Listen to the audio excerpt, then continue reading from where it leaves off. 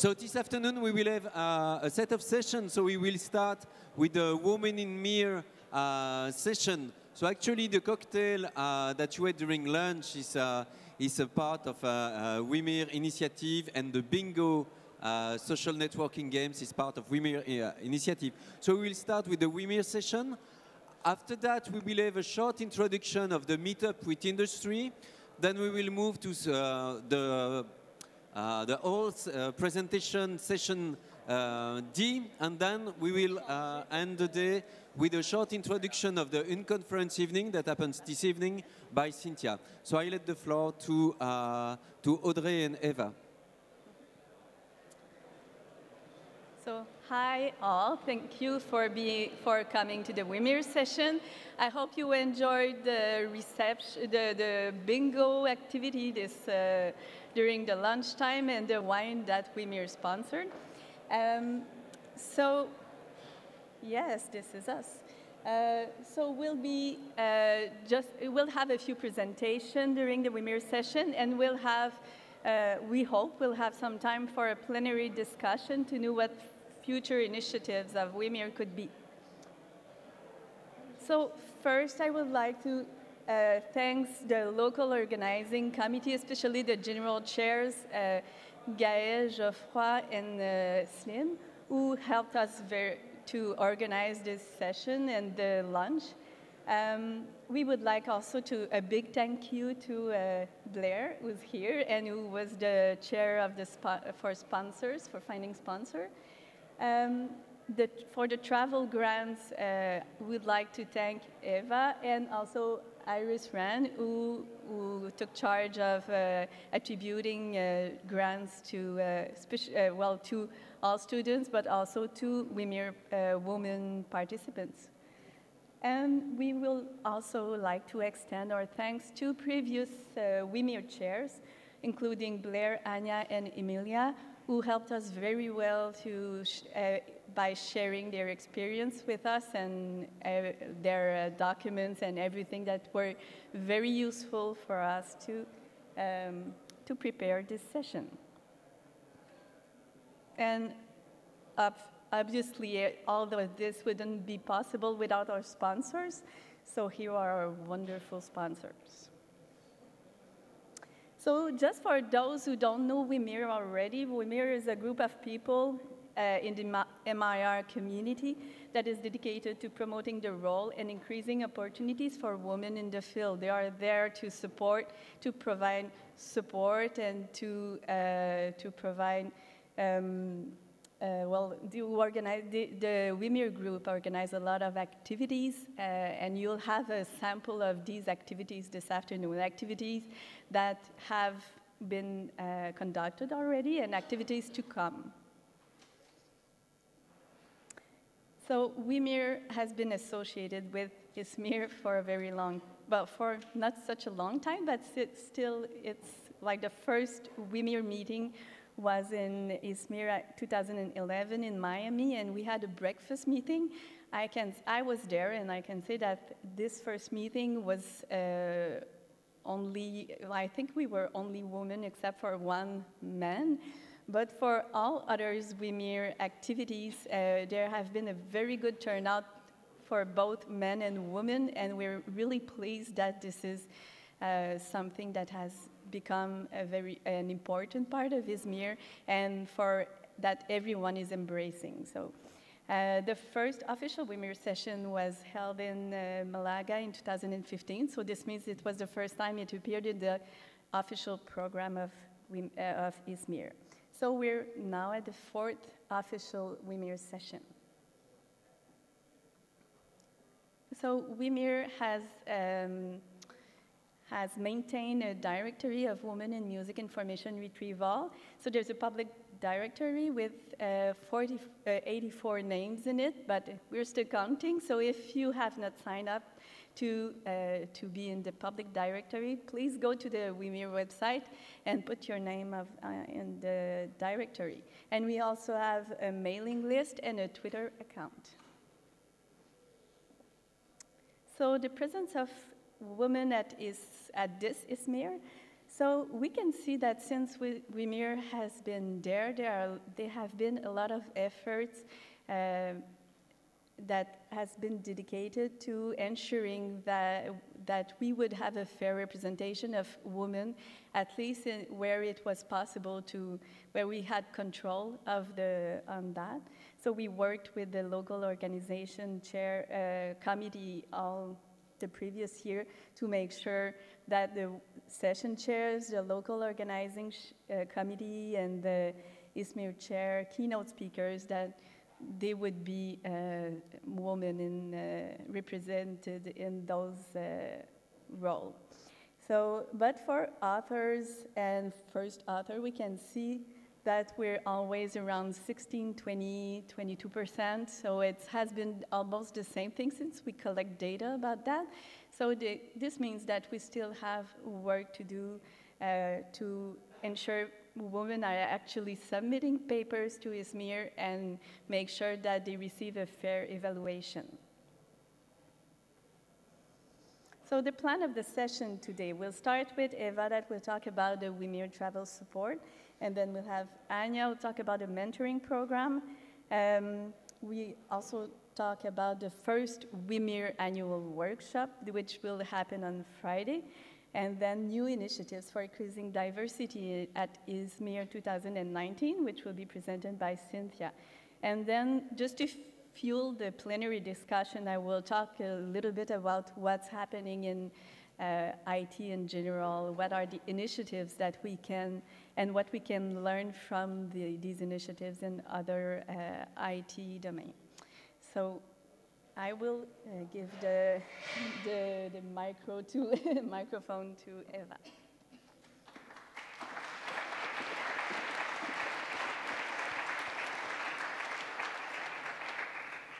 So my name is Eva Zangerle from the University of Innsbruck, and I was mainly in charge of the travel grant for women, sponsored by the sponsors of ISMIR. And I'd just like to give you a short introduction to the grants and also some statistics about the funding. So basically, the goal of those grants is to introduce women to this conference, to introduce young researchers to this conference, and predominantly researchers who simply do not have the funding to get here and to visit this conference. So the grant covers, this year covered the housing for the tutorials, the main conference, but also the workshops on Friday, as well as the registration fee for ISMIR. How did we select grantees? So we had a number of criteria.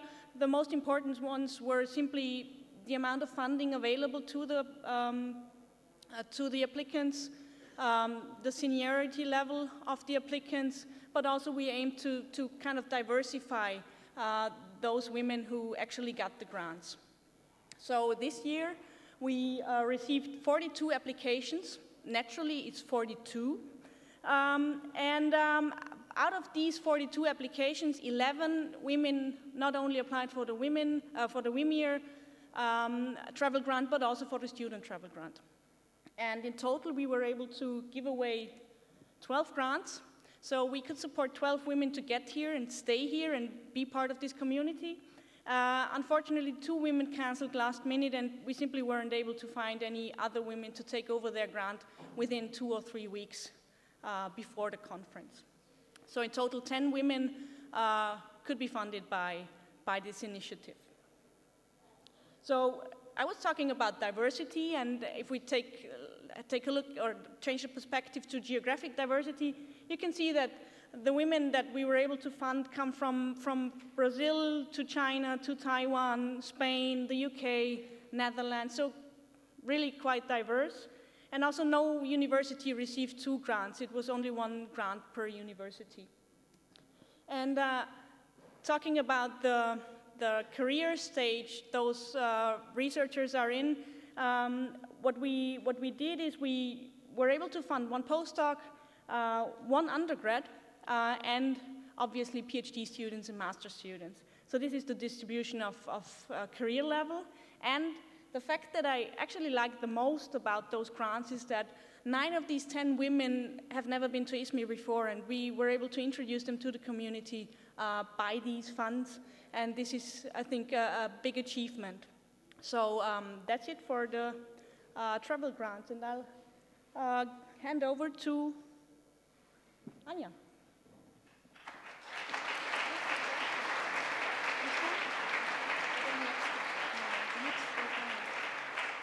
Okay, how do I do this? Okay. Yeah, so I want to give a short update on the ISMIR mentoring program in 2018. So we started that in 2016. That was the first edition of this mentoring program. For those who have never participated, the way it works is that we send out sign-up sheets where people can sign up either to be a mentor or a mentee, answering a number of criteria of what they are interested in getting a mentor for or being a mentor on. And then we try and match mentor and mentee based on those criteria. And then they have organized 4 remote Skype sessions in a period of 6 months. And the goal is with this program to encourage and support women in pursuing a career in MIR. And this year's mentoring program consisted of Emilia, Ryan, Blair, and myself. So here are the names of our 80 mentors. You probably can't read their names, but you can see that we have lots and lots and lots of them. So thank you for that support. We actually quadrupled the numbers of mentors. We started with around 20 in 2016, and we had 80 this time. And you can see in the feedback forms that we got that many of them are really, really generous with their time. So I had like this one great quote saying that this is the only hour-long meeting on my calendar that I secretly wish would last longer. So probably if you need a promotion of the program, we will always say that sentence first. But it's not only that they are, gracious with their time, it's also that mentors get out something for themselves. So for instance, they learn how to share industry experiences, or made them more aware of gender imbalances in their own working situation and what they might do about it, or they realize that the prejudices that they faced as a musicologist working with engineers are the same that the engineers face when they work with musicologists. So now we know it's mutual. So you see there are all kinds of different aspects that also mentors learn when they're on those mentoring sessions. And they learn often about academia on different continents or different career paths. So it's a mutual learning experience. Now, the 80 mentees came from these very different fields, including areas like neuroscience, library science, ethnomusicology, music theory, multimedia research. So really with a diverse background also from the mentee side. They ranged from high school students to faculty members, and that we had industry employees at different stages of their careers also signing up as mentees. Now, geography-wise, they came from these regions. And just to give you some ideas, not statistics, but what did they gain? So in general, for mentees, it's very important to gain like general career perspectives. What can I do if I go into industry? What can I do if I go to academia, and to compare that? But we also learned a lot about like what were very concrete outcomes that came from them from the mentoring sessions, like they got help in job applications, working on their CV, fellowship application. We started to work on a paper together. So also very, very concrete things that come out sometimes out of those. That's not just, that goes beyond advice, but sometimes really even ends up in a collaborative paper, for instance. Now, a topic that reoccurs over all the years that's very important is that the mentors give a lot of encouragement, so that women often, have doubts about whether they should go into a field where they are clearly a minority. So you often feel like, well, I didn't know, is that really a good way to go? So through the mentoring sessions, they build a lot of confidence, and they see that we are open to them, that we want to see them in ISMIR, so that gives a lot of encouragement to really stay in the field. I think that's one of the most important things that they receive in the mentoring sessions. And also that changes, it has an influence on how we as a community are perceived, so that they feel like, okay, I realize you're really open to new members, and so I really want to come and see you all. So that's, I think, a very nice message that comes out of those one-on-one meetings. Okay, you can read more about this on our program report 2018. We always try to ask for, do you have any other ideas of what we could do? So one thing that came up last year was, well, in a typical mentoring session, you assume that you have a more senior person advising a more junior person, but actually there's also the concept of peer mentoring where you're both on the same seniority level and you can help each other out. For instance, you know, a person in academia wanting to connect with a person from industry. So we tried out this year for the first time the peer mentoring. However, we left it pretty open to the people to match themselves. We didn't add another matching round from our side because we said, okay, please sign up and say what you want and then find another person in the list. For some, this worked out well, for others less, so probably in the next round we would like to have a moderator on how the peer mentors can find each other, and whoever wants to volunteer, please get in contact with us. Someone suggested we might ask people to take the Harvard implicit bias test, I would say. Anyway, so that was an idea to just make yourself aware of the implicit biases you might have yourself. One idea that came up, well, they said, in a way, I'm aware of the academic pathways, but I'm still less sure about the industry pathways. So how about for the sponsors to organize some industry job fairs or network development and ask specifically the sponsors to highlight the career paths they have. And I think the ISMIR workshop was kind of that, part of that addresses on Friday. Also, local gatherings are often a point that they say, well, it's nice to have the remote sessions, but it would be really great to have local gatherings as well. And make the women who are there more visible, so make profiles of female researchers, make videos of them. Great ideas, but someone has to do it. So please come to us if you want to take that over. Okay? One more thing. I've heard from a lot of people working in other computer science areas that this program is kind of pretty unique. So we reached out to Informatics Europe. That is an association of the European departments of computer science. And they have several working groups, and some of them are on gender balance and increasing the a number of females working in computer science departments. And they list all kinds of initiatives who work on that, and they just added Monday information on ISMIR, and so we hope this spreads out to other communities on what you might do. And yes, so you can right now already sign up for the next round if you're interested in being a mentor or getting a mentor. Here's the information where you can sign up, but you can also go to the ISMIR stand and sign up there. And last but not least, a big thanks to all of those who have dedicated their time either as a mentor or as a mentee. We are very happy with the growing support over the years, and based on the feedbacks we get from the mentees, it's really doing good stuff for them. So thanks very much.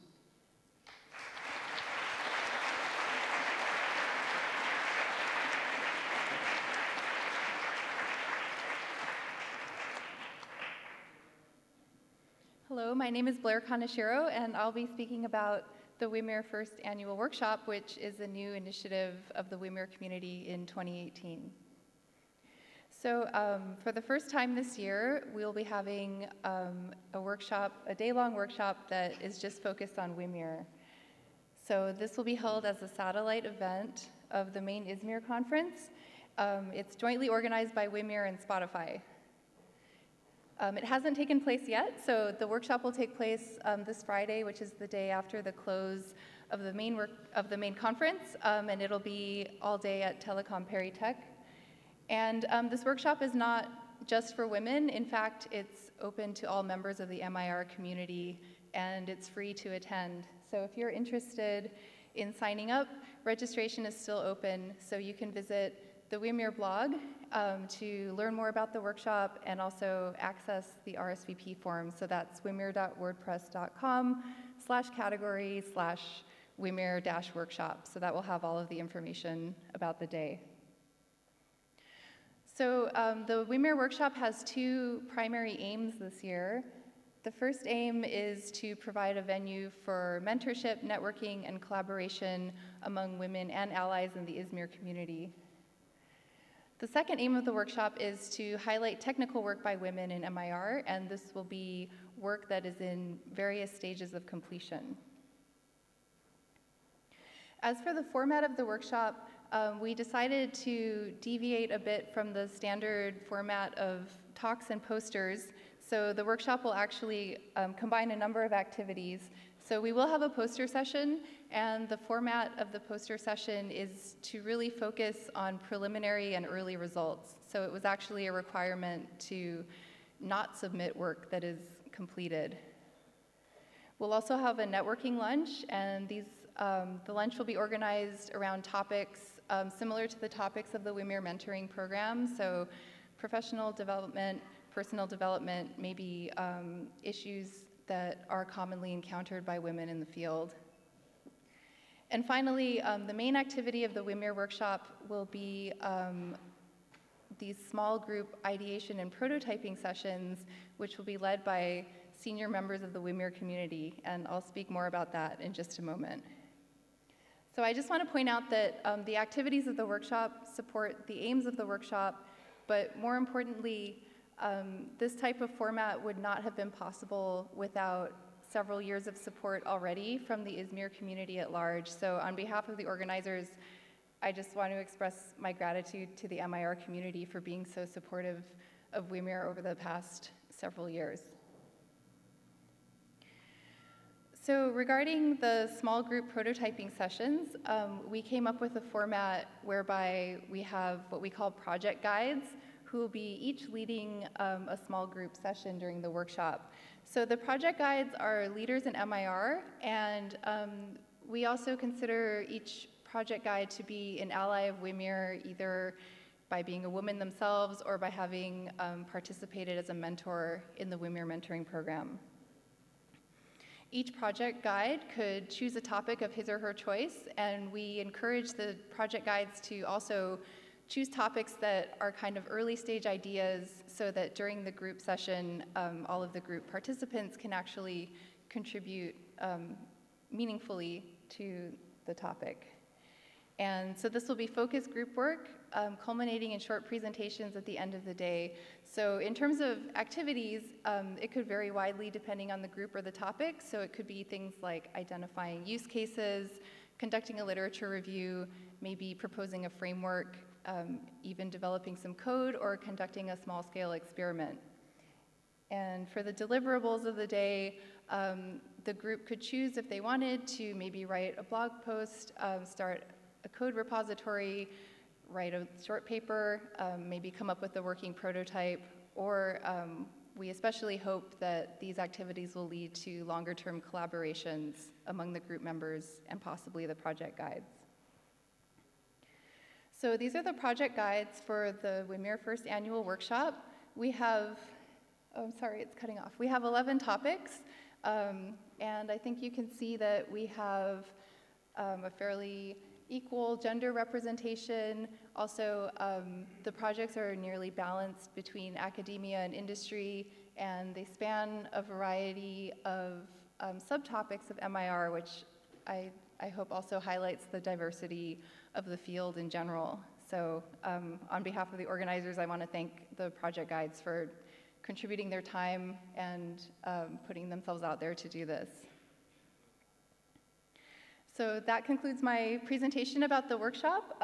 I need to thank my co-organizers, Thor Kell, Katie Kinnard, and Eric Humphrey. This was truly a group effort, and I think what came out of it is a really innovative format for the workshop. I want to thank the project guides and the poster presenters and also the participants for taking a chance on a new workshop, on a new format, and hopefully it'll be a really exciting day on Friday. I need to thank Spotify for sponsoring the workshop, and also the ISMIR board and the ISMIR 2018 general chairs for their support as we organized this and incorporated it among the satellite events of the main conference. So just one more time, I want to reiterate that registration is still open. This is a free event on Friday, so please do feel free to sign up if you're interested. Right, and I'll pass it on to Cynthia, who will be talking about engaging a diverse next generation for STEM.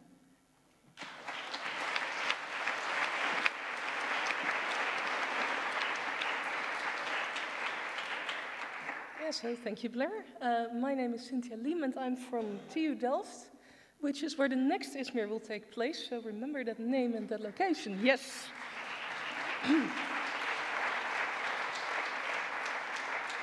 More on that on Thursday. But being a young female faculty member at TU Delft, we have seen, as many of you will know, that the female-male representation in computer science is not quite equal. Actually, in the Netherlands, in Delft, for years, it's been about 10% women versus 90% male. Yes. So we tried to do some things about it, and one of the things we were thinking about was, well, maybe there should be female role models doing these open day talks, talking about the topic. So I've become one of them. I've been doing this now for 2 years. Maybe it helps, because this year, which would be the first musical year that these kids would now go to university, we had 16% female entrants, but many students. Anyway, it might help, but still there is a problem, because anytime in these open days when I was looking at the walls of students and parents coming in, actually there weren't that many girls really anymore. And very often, we actually lost them already before. And there was this study in 2017 being published by Microsoft, in which they did a big questionnaire among 12,500 girls in European countries, aged 11 to 30, asking for their interest in STEM topics.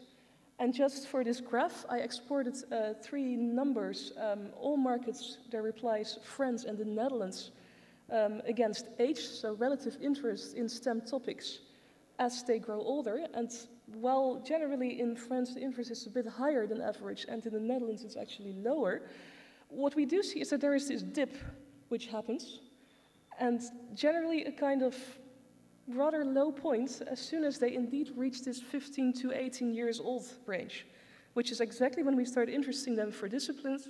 18 years is exactly when you enter university. As a university information officer, our activities are targeted at, well, 15, 16, 17, the high school age range. So this is really indeed when we already lose them. This is when maybe this interest dropped. Well, before, as they are younger, it still seems better. Not great, but better. So I was looking at this study. I was like, oh, that's interesting. Maybe that is why in these open days I don't see them that much yet. Well, not long after that, at TU Delft, we were asked to host the finals of the BBRES Challenge. For those of you who don't know that, this is an international initiative into computational thinking. It's happening all across the world. And it has, let's say, assignments like this for different age groups. I think they start at age 8 up to age 18. It's kind of an Olympiad. They roll this out in all kinds of schools. People do these tests, and then there is a final, and then there are national winners. So this is an example for a question that's aimed at the 11, 12-year-old age group, which basically is just reading out a tree. But the story is kind of nice. It's about beavers that have clothes, and you have to see which one is complying to clothing policy or not. It's cute, but it's informatics. Anyway, this is an effort that they push internationally. We had it in the Netherlands in different age groups starting from 10 to 11 years old. And it was just a few weeks, as I said, after I encountered that Microsoft study. And it was really interesting to observe that, indeed, looking at the Dutch finalists back then that were 10 to 11 years old, if you look at them, they are quite gender balanced. It was actually 50-50. And when we also spoke to them, because we as staff members had to entertain them, they were really, really active. Didn't depend whether they were male or female at all. Then we went to the 12, 13-year-olds, and it was still balanced. And they were still all very enthusiastic. And then we went up to 14, 15, and as you might see, suddenly we lost the girls. And as soon as we reached even higher, 16, 17, we basically only had dudes in hoodies. Yeah. So this really got me thinking, and afterwards also there was another study by Microsoft, again being published rather recently, that also was conducted in the US, about, again, underrepresentation, in which there were a few research findings and recommendations that girls and young women have a hard time picturing themselves in STEM roles in the first place, and there is not so much exposure to jobs, role models, and career awareness and planning. Then also, often there is the misconception that our types of careers are not creative, or that they are not useful or impactful to doing things that are useful to the world. So there also actually exposure to real-world applications appears to help. There are also, if people participate in STEM clubs or focused activities, this also helps in getting them interested. Encouragement from teachers, parents, seniors, that also will make a difference, and that often goes wrong. And there's also this speaking about the growth mindset, which you see a lot in discussions about gendered achievement, that often if something doesn't succeed, it seems as if a girl might be more inclined to say, look, I'm not good enough, I'll do something else. Where a boy might be inclined to say, okay, I'll try again and maybe I'll manage it then. So also here, maybe addressing more like you might not be there yet, but you can actually get there. Encouraging more of a discourse like that could maybe help to keep them in. Well, thinking and reflecting on all that, actually the last winter I spent a few months in France, in Bordeaux at INRIA, where to my surprise there was a really, really active initiative going on in outreach that was targeted exactly at this younger age category. There was this association called Femmes et Sciences, Women in Science, and INRIA, the institute itself, also very actively encouraged their employees and even their visitors to go out and talk to these kids. They had internships in which they visited our lab, and this was typically the second or third year of the collège, which would be, let's say, about 12, 13 years old people. But also we were encouraged to go to schools. Schools asked us for what they called interventions. And then we went to schools. Actually, I went with this association to Saint-Emilion, the wine country, where on the countryside we spoke to kids who came a bit more out of a rural background, speaking about academic careers in STEM. And we went there then with 4 ladies. There was said that 4 professors would come, and then 4 young ladies came in, and they were all like, huh? And then we spoke about what we did. But also we went to a school actually with lots of ethnic minorities, also there a school that had kind of disadvantaged groups at first, but where also we spoke about our own backgrounds, our own struggles, and how we got into our careers. And as I did that, I kind of tried to learn technical French up to the point that I could speak about it to a 13-year-old. And I made some material about search engines. I had them doing TF-IDF basically implicitly on paper. I had them making playlists. I spoke about musical taste and recommender systems, and all of these were topics that really triggered with them. I was very surprised to just speak about, you know, Google, Deezer, those types of services, and everyone loves music, and everyone likes these topics, and many people really came after that to me, many kids like, oh, I didn't know that was possible with computer science. So thinking of this, I thought, okay, I'd really like to take this and do more with this. And for me alone, in TU Delft, as the information officer, the normal activities we do, of course, are targeted at our majors, which means that it's not very trivial to reach out to this younger generation. But hey, now I'm going to chair ISMIR, and within ISMIR I can do what I want. So I was thinking, maybe we can do something here for ISMIR 2019. Maybe this material I already started developing on thoughts about the music service of the future, maybe we can do something with that. And of course, within the Netherlands and within France, I now personally have connections to people who are willing to roll this out. Within my university, there is interest in also funding some more teaching assistant support. In France, there is this Femmes et Sciences association. But this is not just something, I think, limited to us. I think this is something we could theoretically do internationally, as long as we have enough owners and people willing to push. Also, with me being general chair next year, it's not good if I own everything in terms of this production, so I need help here. What I also would really love to see, if possible, last year at the LBD, we had actually a high school kid also coming over who had a project that she did at Spotify and who also was confronted first with what we did. If some of these brightest kids, if we can have a workshop in which people design their music services of the future, if we can get them over even to Delft and just have them talking to us and engaging with us, I think it could be very interesting. But for that, we need materials, we need people, we need some sponsoring also. So this is actually the first call to action for ISMIR 2019. Would you help me? So do you have any useful materials? Can you help anything? Are you a good designer? Do you want to help rolling this out in different countries? Do you want to help translating? Are you industry? Do you want to invest also in this particular generation? Please think of this. I would very much appreciate hearing your thoughts. For now, I put my own personal address. I know that's risky, but please do that now. We will have the ISMIR 2019 mailing list up soon. But for now, I just wanted to put this out to you, and who knows, we can get something rolling out here. Thank you very much.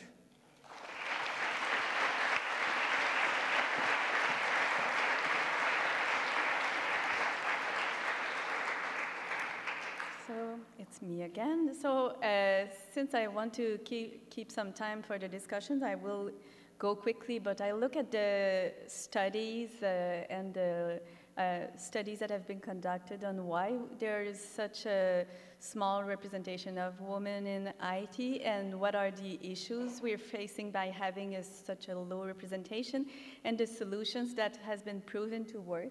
And this could help us as a group, as the WIMIR group, to help offer ideas for new initiatives, but it can also help us individually to perhaps help or encourage more women to come to MIR, but also to stay in MIR.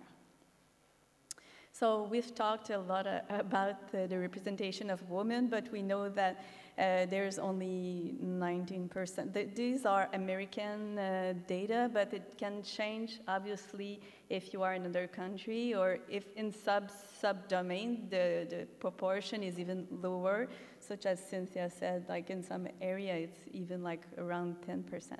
So you can see that there's a huge difference in a huge gender imbalance in both enrollment and this is for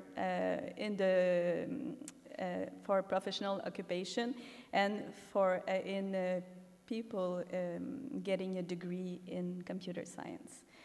So the gender gap has been widening for a while. You probably know that in the 1980s, the proportion of women, it was more than 35%, and then it dropped to, I don't know if I have the number here, but like maybe to something like 25%, I think, in the 1990s, and to 18% in 2012, 2014, and I think it's about the same thing now. So, and in engineering, we have about the same proportions. So what are the causes? I think it's important to look at the causes so that we can better understand what the problem is and how we could help reduce this gender gap. So there's a lack of sense of belonging for women. Like women's self-perception usually clashes with the geek image we get from the media, like the guy you do who play video games in his house. So, and there are lots of stereotypes too, even for women. So that tells people that women are not good in computer and shouldn't be interested into that, which means that parents and teachers are less likely to encourage women to pursue a career in computer science. Women also have a lower self-efficacy, which means that they have less confidence in their computer skills than men.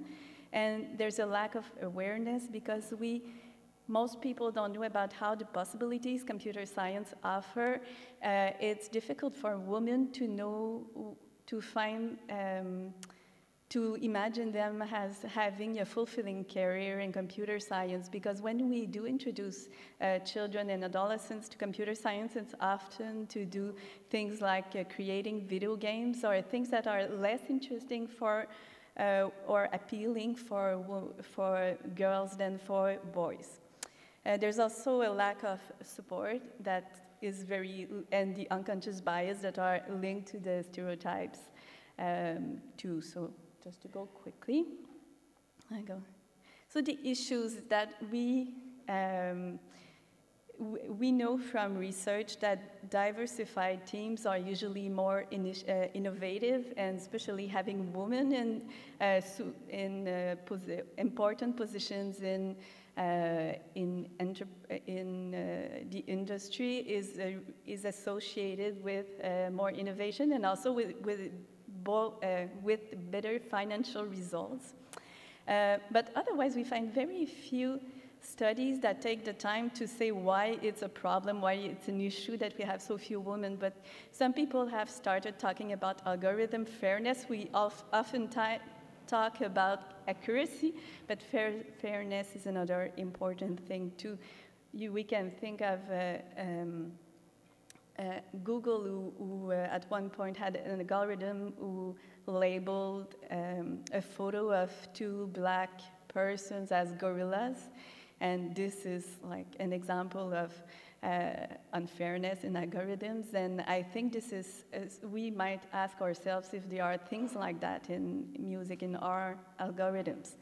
And do we have some blind spots? Are they like tools or that we could be developing that would be more useful to women or other underrepresented groups among MIR researchers that we're not developing because we don't think about developing them? So there are many solutions that we can are proposed in those studies, which usually come from so empirical results. So they say that having a critical mass of women is very important for women to feel a sense of belonging. In orchestras, they found that when there was 40% of women in an orchestra, the atmosphere changed and women felt more comfortable. So having community of support or safe spaces where women can meet is very important. So including, there are lots of local chapters that are gender-based that are